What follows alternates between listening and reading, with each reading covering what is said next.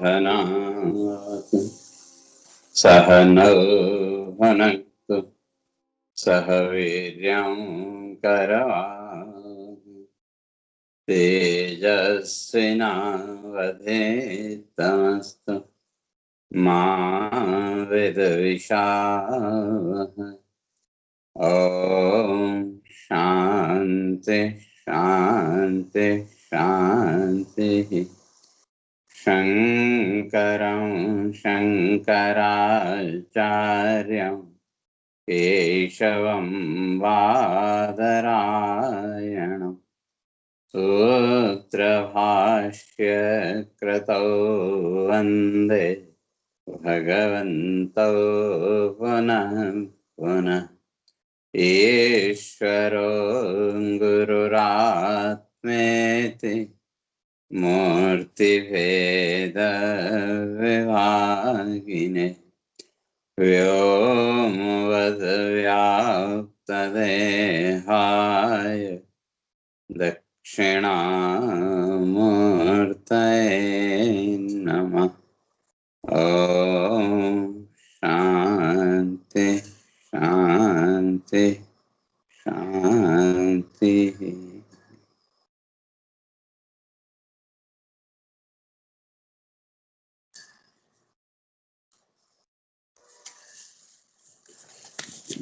तो विचार चल रहा था, तो भगवान ने इस बात को स्पष्ट करके आए थे कि वे कर्म तो करना पड़ेगा, चाहे ज्ञानी हो चाहे अज्ञानी हो। लेकिन दोनों के कर्म में या कर्म की जो स्थिति है उसमें अंतर है। क्योंकि जो ज्ञानी है वो भी कर्म करेगा, किसके लिए? तो आत्मशुद्ध है, आत्मशुद्धि के लिए। और जो अज्ञानी है वो जब कर्म करता है तो वो किसके लिए? फल प्राप्त है, संसार के फलों की प्राप्ति के लिए। तो इसलिए कर्म तो करना है। तो ज्ञानी कर्म बंधन से मुक्त हो करके, कर्म फल की इच्छा से मुक्त होकर के कर्म करता है, और जो अज्ञानी है वो कर्म फल से आसक्त होकर कर्म करता है। तो इसलिए जो ज्ञानी है उसका जो कर्तव्य है, तो भगवान यहाँ कहते न विचाले। जो अभी कर्म में बंधा हुआ है, जिसके कर्म फल के प्रति आसक्ति है, भगवान कहते हैं उसको विचलित नहीं करना चाहिए। तो वो तत्व के रहस्य को अभी समझ नहीं सकते, इसलिए उनके चित्त की शुद्धि का साधन वो कर्म ही है। तो इसलिए उनको उसी कर्म में लगे रहने दो। वो पुण्य कर्म करते करते जब चित्त शुद्ध होगा, धीरे धीरे जब बात समझ में आएगी, तो वो जो अज्ञानी जिसको हम कहते हैं, जो कर्म फल में अभी बंधा हुआ है, तो वो भी धीरे धीरे उस ज्ञान का अधिकारी बन जाएगा। और जो ज्ञानी है, जो जानता है कि कर्म भी अनित्य और कर्म फल भी अनित्य, और इनके द्वारा मिलने वाले जो पुण्य लोक आदि हैं, स्वर्ग आदि हैं, वो भी अनित्य। ये जानते हुए भी जो ज्ञानी है, भगवान कहते हैं उसका कर्तव्य ये है कि वो उस स्थिति में तो वो भी उसी तरह का कर्म करे, लेकिन अंदर का जो भाव है, चित्त का जो भाव है, उसमें दोनों का अंतर है। तो जो ज्ञानी है वो उससे एकदम अलग है, उसमें बंधा नहीं, और जो अज्ञानी है वो कर्म फल में बंधा हुआ, बस अंतर इतना। तो अब प्रश्न उठा, भाई ये तो ठीक है, लेकिन इस कर्म और कर्म फल की इच्छा और इस कर्म बंधन से सामान्य व्यक्ति कैसे ऊपर उठे? क्योंकि जो ज्ञानी है, जो तत्ववेत्ता है, उसके जीवन में तो कोई कर्म बंधन नहीं है। वो तो इन सबसे ऊपर उठ चुका है। जो सामान्य व्यक्ति है, जो अभी इस कर्म बंधन में, संसार बंधन में बंधा हुआ है, तो वो इस कर्म बंधन से कैसे ऊपर उठे, इस संसार की फलाशक्ति से कैसे ऊपर उठे, ये मन में जब प्रश्न उठे तो उसका उत्तर भगवान यहाँ दे रहे हैं कि मयि सर्वाणि कर्माणि सन्न्यस्य अध्यात्म चेतसा निराशी निर्ममो भूत्वा युद्धस्व विगतज्वरः। मयि सर्वाणि कर्माणि सन्न्यस्य, जो अभी अज्ञानी है, जिसके अभी कर्म फल में आसक्त,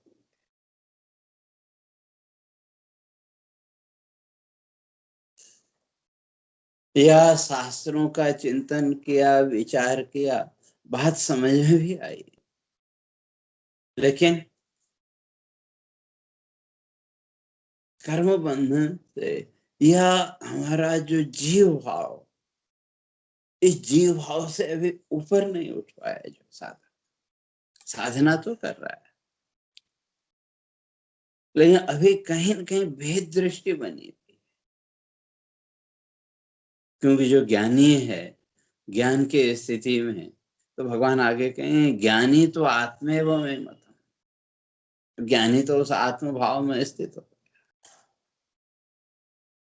पहले स्पष्ट करके आए कि आत्मन्नेव आत्मना दुष्ट स्थित प्रज्ञस्तद उच्यते। स्थित प्रज्ञ जो है, और कैसा आत्मन्नेव आत्मना तुष्ट, जो भी इस आत्म भाव में संतुष्ट है, उसके लिए तो फिर कोई कार्य शेष नहीं बचता। न तस्य कार्यम विद्यते, उसके लिए तो न फिर कोई कर्म है और न कोई कार्य, उससे ऊपर उठ चुका है। आत्मन्नेव आत्मना तुष्ट, आत्म भाव में वो संतुष्ट है। तो जब तक वो स्थिति नहीं आए, उस स्थिति में अभी पहुंचे नहीं, तो ऐसा जो व्यक्ति है, ऐसा जो साधक है, वो अपने को इस कर्म बंधन से कैसे बाहर निकाले। तो तब भगवान कह रहे हैं मयि सर्वाणि कर्माणि सन्न्यस्य, अपने सारे कर्मों को मयि सन्न्यस्य, मुझे अर्पित कर। और मयि का अर्थ मयि परमेश्वरे, जिसको परमेश्वर हम कह रहे हैं, उस परमेश्वर। तो क्यों? सर्वज्ञ सर्व नियंतरी सर्वात्म, जो सर्वज्ञ है, जिस ईश्वर तत्व को, जिस परमात्मा को हमने सर्वज्ञ मान रखा है, सर्वज्ञ जब हम मानते हैं, और वो परमात्मा सर्वनियंत्री, सबका नियंता, तो फिर जीवन में जो भी कर्म आ रहा है, जो भी वृत्तियां प्रकट हुई, तो उनका नियंता भी कौन हो गया? उनका नियंता भी वही ईश्वर। तो ऐसा वो जो ईश्वर तत्व, उस ईश्वर तत्व में सर्वाणि कर्माणि सन्न्यस्य, सभी कर्मों का समर्पण करते, सभी कर्मों को वहां अर्पित करते। कैसे? अध्यात्म चेतसा, चित्त को उस आत्म सत्ता के साथ जोड़कर, और जैसे जैसे चित्त उस आत्म भाव के साथ जुड़ता जाएगा, कर्म संन्यास तो अपने आप होता चला जाएगा। लेकिन फिर भी अभी कहीं वो कर्म दोष, कर्म संस्कार हैं, वो फिर खींच के लाए। क्योंकि जब तक शरीर है, जब तक शरीर का प्रारब्ध भोग है, ये मनोवृत्ति को खींचेगा, चित्त की वृत्ति को संसार की ओर खींचेगा। तो जब वो चित्त वृत्ति संसार की ओर खींचे, तो सामान्य व्यक्ति उसके पीछे पीछे चल पड़ा। और जिसने अपने आप को उस आत्म भाव में स्थिर कर लिया, तो कहा वो फिर इन वृत्तियों के पीछे नहीं दौड़े। इसलिए उस वृत्ति के शोधन के लिए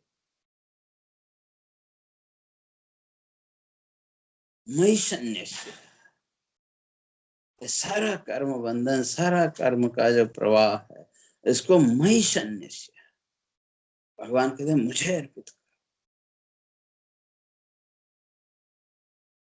और जहां तक भगवान ने ईश्वर की बात करें, हमने ईश्वरीय सत्ता को स्वीकार तो किया, लेकिन विडंबना ये है, मनुष्य की विडंबना है, हम जिसको जानते हैं उसको मानने के लिए तैयार नहीं, और जिसको मानते हैं उसको जानने के लिए तैयार नहीं। सबसे बड़ी विडंबना जीवन की है। संसार को हम जानते हैं, बचपन से लेकर के जीवन के आखिरी क्षण तक की संसार की जो स्थिति है वो हम सब जानते हैं। पर कहते हुए संसार ऐसा है, नाशवान है, परिवर्तनशील है कहते हैं, लेकिन उसे स्वीकार करने को तैयार नहीं, उसको स्वीकार करने में डरते हैं। तो जीवन की ये बड़ी विडंबना है। हम जिसको मानते हैं उसको जानते नहीं, और जिसको जानते हैं उसे मानने को तैयार नहीं।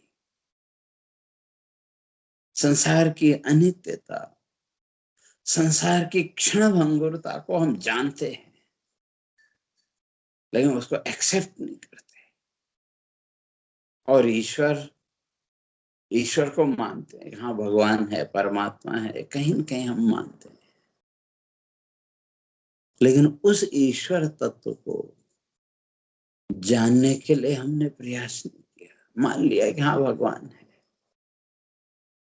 लेकिन वो कौन है, कैसा है, क्या है, वो जानने का हमने प्रयास नहीं किया।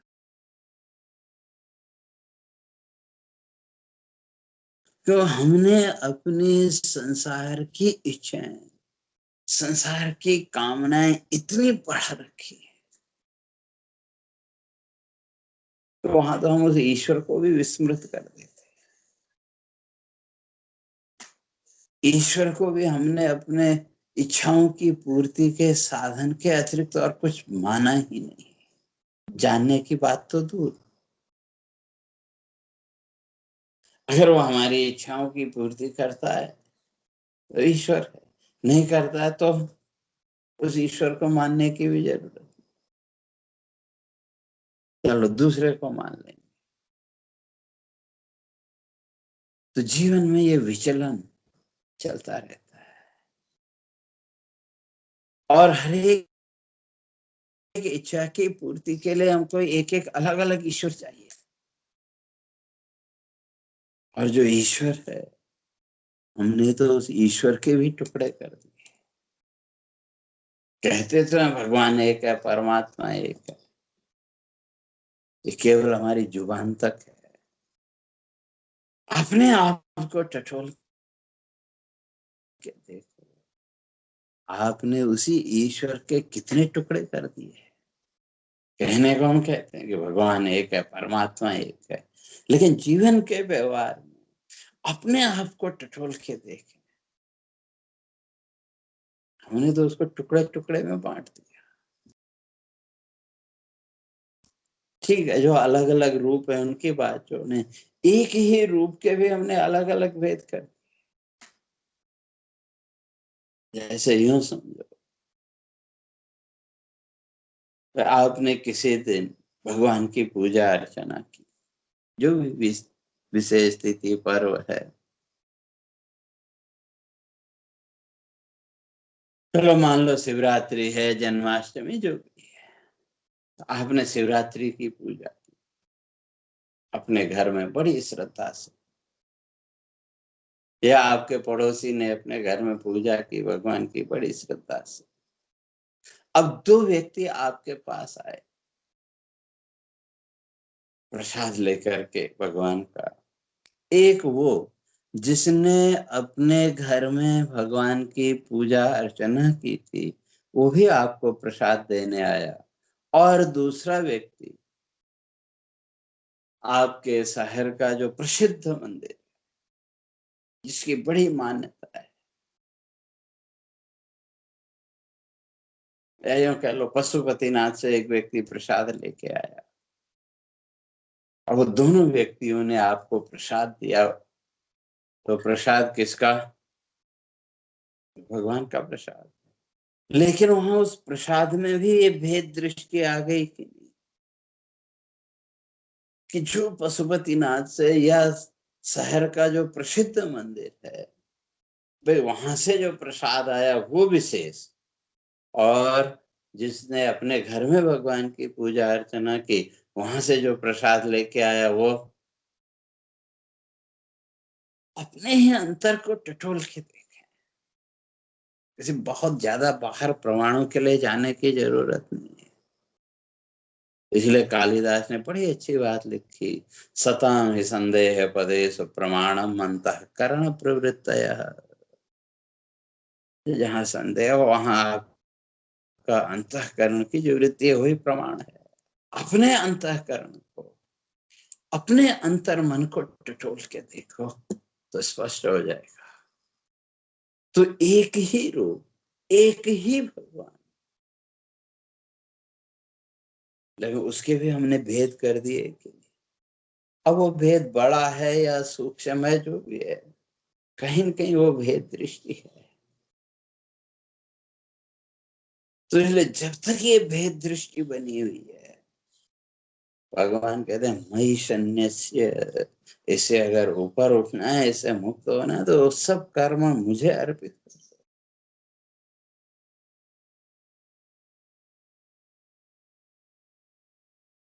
इसलिए भगवान आगे जाके स्पष्ट करेंगे, ये तो सर्वाणि कर्माणि मयि सन्न्यस्य मत्परा अनन्येनैव योगेन मां ध्यायन्त उपासते तेषाम् अहं समुद्धरता मृत्यु संसार सागरात्।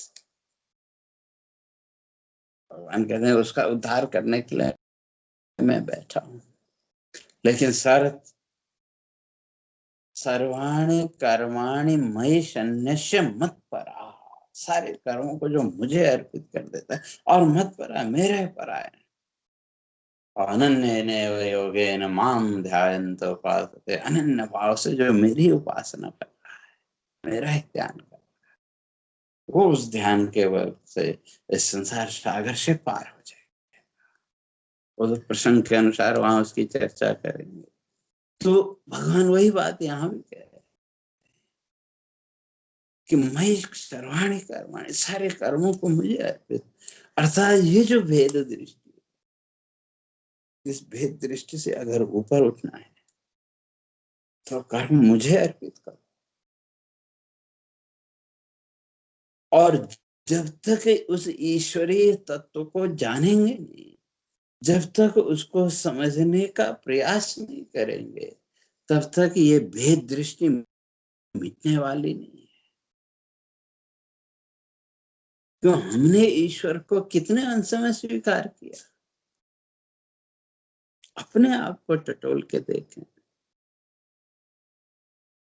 उस ईश्वर को मानना, उस ईश्वर की सत्ता को एक्सेप्ट करना, उसको भी हमने एक फॉर्मेलिटी से ज्यादा और कुछ नहीं माना कि चलो हमारे बुजुर्ग कहते थे, बड़े कहते हैं, इसलिए मान लो, एक फॉर्मेलिटी।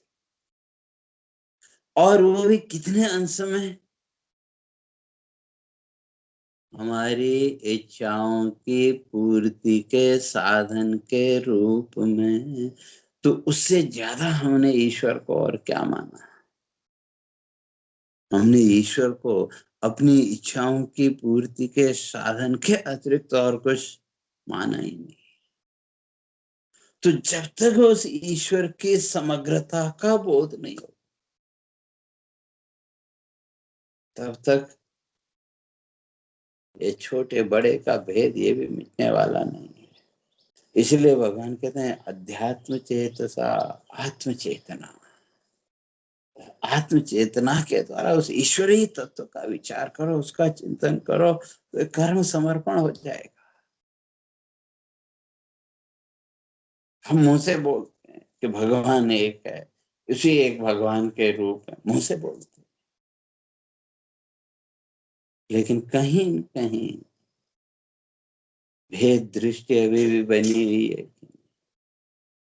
और आजकल तो टीवी का युग है, और टीवी पे आने वाले बहुत से लोगों ने आपको और ज्यादा भ्रमित कर दिया कि अमुक देवता बड़ा, अमुक देवता छोटा, और सारा जीवन इसी उलझन में उलझे, किसको माने किसको न माने। कभी हमने अपनी बुद्धि का विचार किया ही नहीं।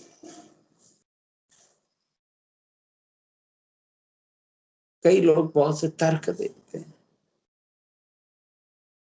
कि जो पुराणों की जो कथाएं, वह अमुक पुराण में तो उस देवता को सबसे बड़ा माना, अमुक पुराण में तो उस देवता को सबसे बड़ा माना। बात सही है, हर एक पुराण का अपना एक अधिष्ठाता देवता है, लेकिन ये आपके अंदर भेद बुद्धि पैदा करने के लिए नहीं, बल्कि आपके चिंतन को, आपके उस आत्म चेतना को जागृत करने के लिए। लेकिन हम अपनी दृष्टि तो उस आत्म चेतना की ओर लेके गए ही नहीं।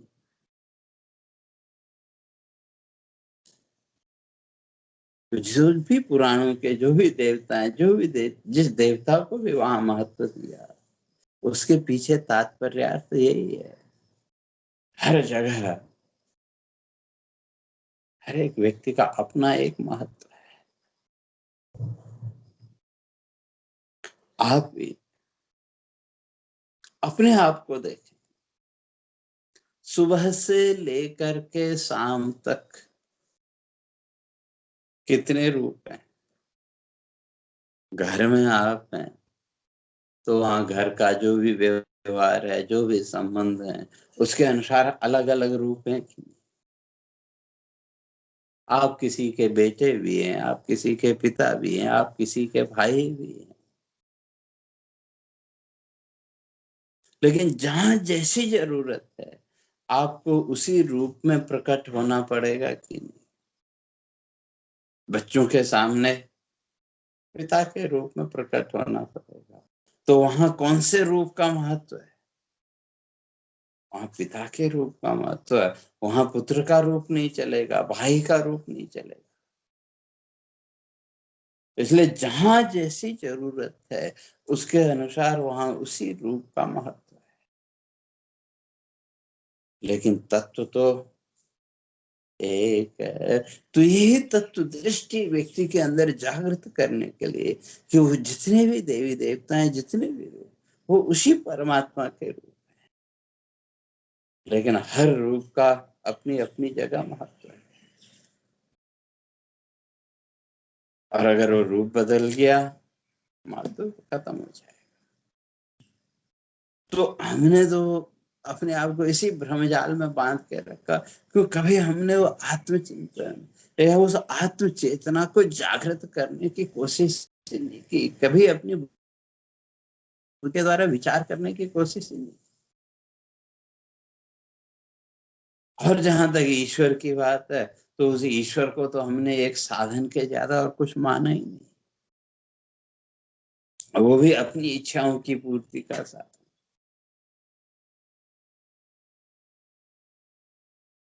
और ये जो भेद दृष्टि है, जब तक उस ईश्वरीय तत्व का, उस परमात्मा का समग्र रूप से विचार नहीं करेंगे, तो तब तक ये भेद नहीं मिले।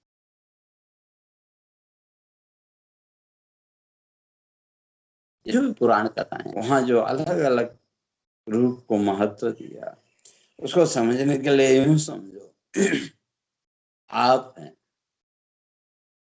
कोई आपका अगर वर्णन करना चाहे, आजकल तो एक ट्रेंड सा चल पड़ा है, मृत्यु के बाद कोई जो भी परिवार के सदस्य आदि हैं, कुछ लिख करके उसके बाद में बोलते हैं जो भी। तो आपका कोई वर्णन करने लगे, किस रूप में करेगा? आपके बच्चे हैं, बच्चे अगर आपका वर्णन करें तो किस रूप में करेंगे? माता पिता के रूप में, क्योंकि उनकी दृष्टि में आपका वही रूप श्रेष्ठ है। और आपके माता पिता अगर आपका वर्णन करें तो पुत्र पुत्री के रूप, क्योंकि उनकी दृष्टि में आपका वही रूप श्रेष्ठ है। और आपके भाई बहन अगर आपका वर्णन करें, भाई बहन के रूप। तो संसार में जितने लोग हैं, जो भी आपके नाते रिश्तेदार हैं, सबने वर्णन आपका किया, लेकिन किस रूप में? अपनी अपनी दृष्टि के अनुसार। जिसकी दृष्टि में आपका जो रूप श्रेष्ठ है, उसी रूप का तो वर्णन करें। और किसी का भी वर्णन गलत है ऐसा आप नहीं कह सकते। सबने वर्णन आपका किया, सही, लेकिन वो एकांश में है, एक पार्ट मात्र है आपके व्यक्तित्व का, आपके जीवन का एक पार्ट है, वो समग्र नहीं है, कंप्लीट नहीं है। लेकिन जितने भी वर्णन किए, जिसने भी वर्णन किया, अगर उन सबको मिला के आप देखो तो आपके कंप्लीट फॉर्म सामने आएगी। तो इसी तरह से पुराणों ने जो अलग अलग देवी देवताओं को प्रमुखता दी, वो भी उस समय की दृष्टि के अनुसार। वो यही सिद्ध करने के लिए, यही दिखाने के लिए कि हर जगह उसी परमात्मा का अलग अलग रूपों का महत्व है। लेकिन रूप अलग होने से परमात्मा अलग अलग हो गया, वो छोटा बड़ा हो गया, ऐसा नहीं। आपके रूप हैं, आप किसी के पुत्र भी हैं, किसी के पिता भी हैं, किसी के भाई, पति पत्नी, ये सब जीवन के व्यवहार। इन रूपों में से किसको आप बड़ा कहेंगे और किसको छोटा कहेंगे? जहां जिस रूप की जरूरत है, वहां उसी रूप का महत्व है।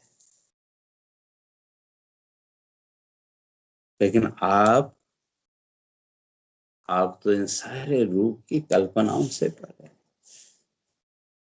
तो इस तरह से जिस दिन उस व्यापक तत्व के रूप में, उस ईश्वर का चिंतन करने में, उस ईश्वर का विचार करने में व्यक्ति समर्थ हो गया, तो उस दिन अध्यात्म चेतसा उस आत्म चेतना के साथ जुड़ जाए। और जहां तक ईश्वर की बात है, ईश्वर को तो हमने समझने की कभी कोशिश ही नहीं की।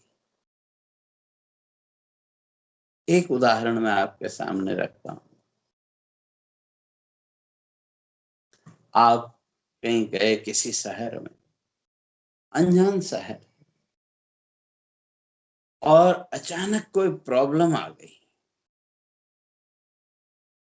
और उस प्रॉब्लम से बाहर निकलने के लिए आपने बड़ी कोशिश की, लेकिन कोई सॉल्यूशन, कोई रास्ता आपको नहीं दिखता, बड़े परेशान है। इतने में एक कोई व्यक्ति आया, केवल व्यक्ति ही नहीं, पशु पक्षी भी हो सकता है, कोई भी हो सकता। तो अगर मानसिक है या है, तो किसी न किसी रूप में परमात्मा मदद करता है। तो एक व्यक्ति आया जिसको आप जानते नहीं, वो भी आपको नहीं जानता, और उसने आपकी मदद की। आप उस प्रॉब्लम से बाहर निकले, और उसके बाद वो अपने रास्ते और आप अपने रास्ते। और उसके बाद आप जब घर पहुंचे, वहां बैठ के जब आप विचार करते हैं, तो उस समय अनायास ही आपके मन में क्या भाव आता है, या दूसरे से वर्णन भी आप करते हैं कि उस परेशानी के समय में अमुक व्यक्ति अब जो भी है वो भगवान बन के आया था, ऐसा मानते हैं कि वो भगवान ही था? कहते हैं कि मानते भी हैं, कहते हैं। तो इसका अर्थ क्या हुआ? जिसको हम ईश्वर कह रहे हैं, जिसको हम परमात्मा कह रहे हैं, उसका हमने कभी विचार नहीं किया। तो वो परमात्मा है क्या? कि जो हर परिस्थिति में,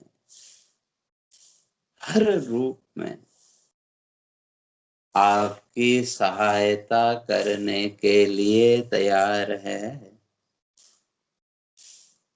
रूप कोई भी हो सकता, हर रूप में, हर परिस्थिति में जो आपकी मदद करने के लिए तैयार है। तो ऐसी जो सत्ता, उस व्यापक सत्ता का नाम वो ईश्वर।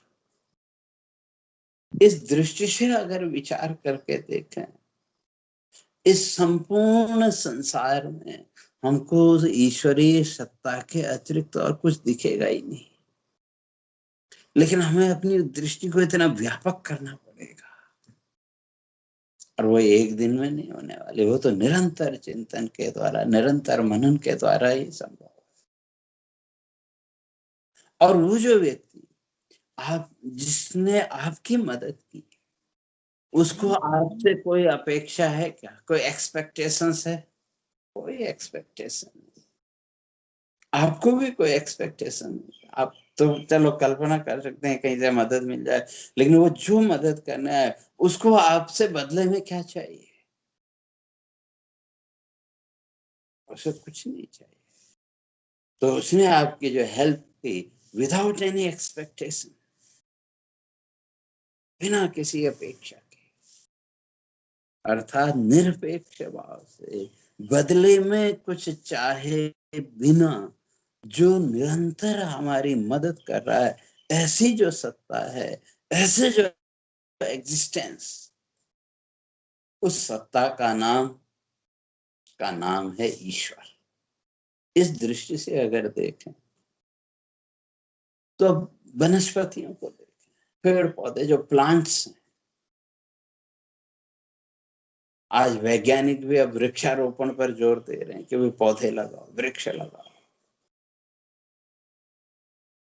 तो वो जो वृक्ष हैं तरह तरह के, वो भी कहीं न कहीं, किसी न किसी रूप में आपकी मदद कर रहे हैं कि नहीं? तो अगर वृक्ष नहीं होंगे तो ऑक्सीजन ऑक्सीजन नहीं मिलेगी। तो जो कार्बन डाइऑक्साइड है, वो वृक्ष क्या करते हैं, इस प्रदूषण में, इस वातावरण में जो प्रदूषण है उसको एब्जॉर्ब करके, उसको खींच करके बदले में हमको ऑक्सीजन दे। लेकिन उनको बदले में क्या चाहिए? वो कुछ नहीं मांगते। तो इस दृष्टि से देखें तो हर वनस्पति में भी वही ईश्वर का रूप है कि नहीं?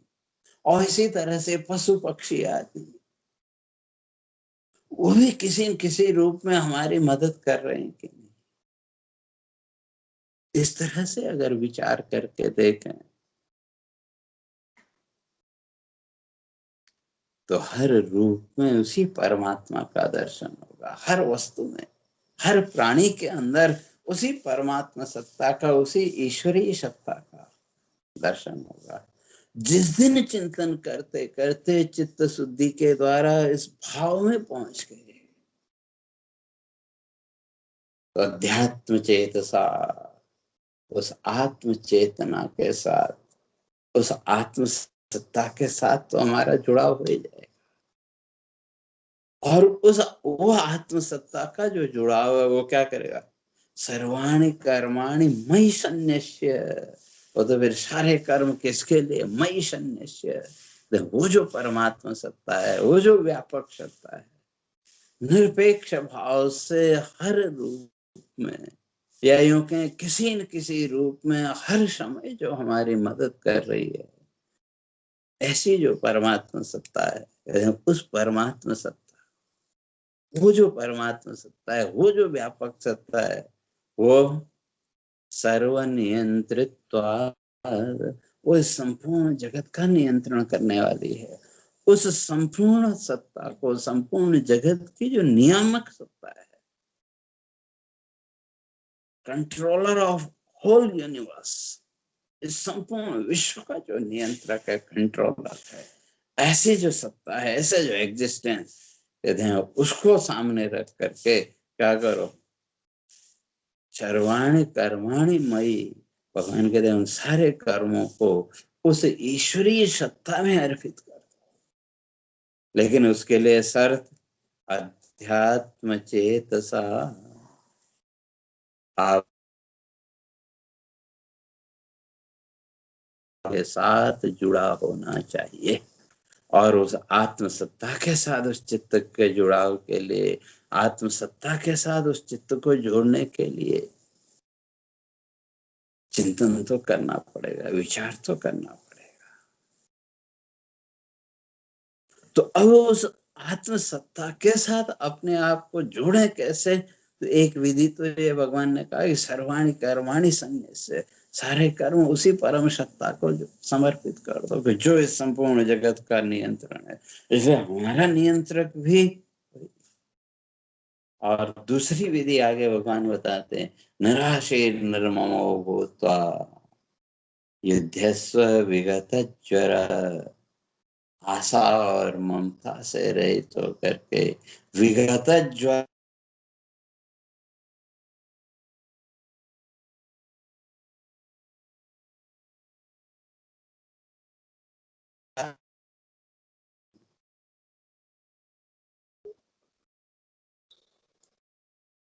तो अपना जो कर्तव्य कर्म है, निराशीर निर्ममो भूत्वा, आशा और ममता से रहित होकर के इस संसार बंधन से ऊपर उठ करके जो कर्तव्य कर्म है, तो वो कैसे होगा, तो उसकी चर्चा क्रमशः आगे करेंगे। हरि ओम। पूर्णमदः पूर्णमिदं पूर्णात् पूर्णमुदच्यते पूर्णस्य पूर्णमादाय पूर्णमेवावशिष्यते। ओम शांति शांति शांति।